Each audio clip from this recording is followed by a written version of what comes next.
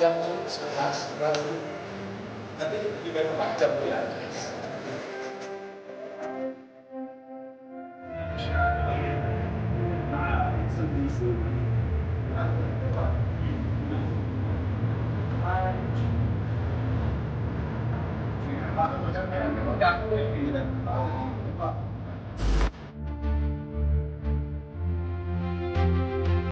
Undang-undang yang baik dan anggaran belanja negara yang besar tidak akan bermakna tanpa adanya pengawasan ketat. Karena itu, fungsi pengawasan DPR RI hadir untuk memastikan pelaksanaan undang-undang dan kebijakan pemerintah berjalan sesuai konstitusi, serta memberikan manfaat langsung kepada masyarakat. Pada tahun sidang 2025-2026, fungsi pengawasan menjadi porsi terbesar kerja DPR RI dengan total 736 rapat. Pengawasan DPR menyasar berbagai sektor krusial seperti perbaikan kualitas pelayanan haji dan umroh, kesiapan infrastruktur mudik, pengawasan, penegakan hukum dan perlindungan HAM, hingga perbaikan tata kelola program prioritas pemerintah. Hal ini juga dilakukan melalui panja-panja pengawasan dan tim kunjungan kerja spesifik di berbagai pelosok Nusantara untuk memastikan tidak ada sumbatan dalam implementasi kebijakan pemerintah di lapangan.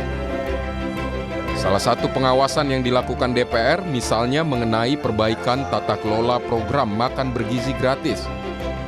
Saat menerima audiensi Koalisi Masyarakat Sipil dari MBG Watch, dalam pertemuan tersebut, Wakil Ketua Komisi 9 DPR RI, Charles Honoris, menyampaikan sejumlah catatan yang perlu menjadi perhatian pemerintah.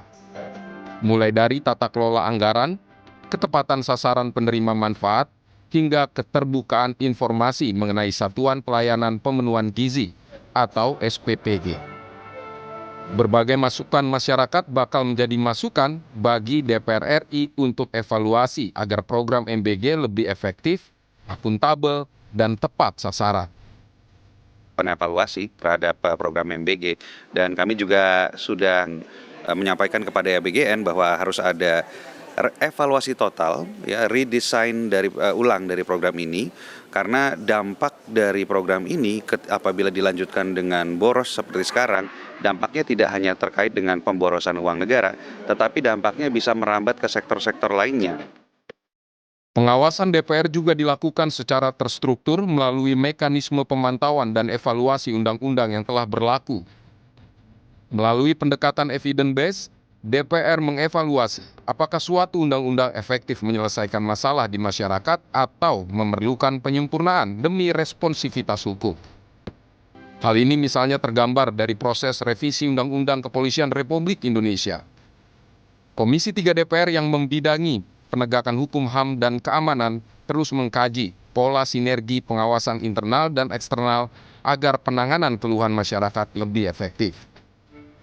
Anggota Komisi 3 DPR, Safarudin, menyampaikan pengawasan internal dan eksternal harus berjalan beriringan agar pelayanan dan penegakan hukum oleh Polri akuntabel. Nah, kita harapkan pengawasan internal ini betul-betul juga berfungsi maksimal sehingga tidak ada lagi keluhan-keluhan dari masyarakat yang tidak tertampung. Kalau ada masyarakat yang merasa tidak adil, merasa perlakuan yang tidak sesuai dengan aturan, laporlah ke Propam. Nah, Propam selesai, jadi pengawas eksternal ini tidak terlalu berfungsi. Nah, internal dan eksternal harus betul-betul bersinergi. Menjaga keseimbangan kekuasaan atau check and balances, menyuarakan aspirasi daerah serta memastikan pemerintah bekerja transparan dan akuntabel adalah inti dari fungsi pengawasan. DPR RI terus berdiri sebagai benteng pengawasan demi terciptanya tata kelola pemerintahan yang bersih dan berorientasi pada kepentingan rakyat. Tim Liputan Kompas TV.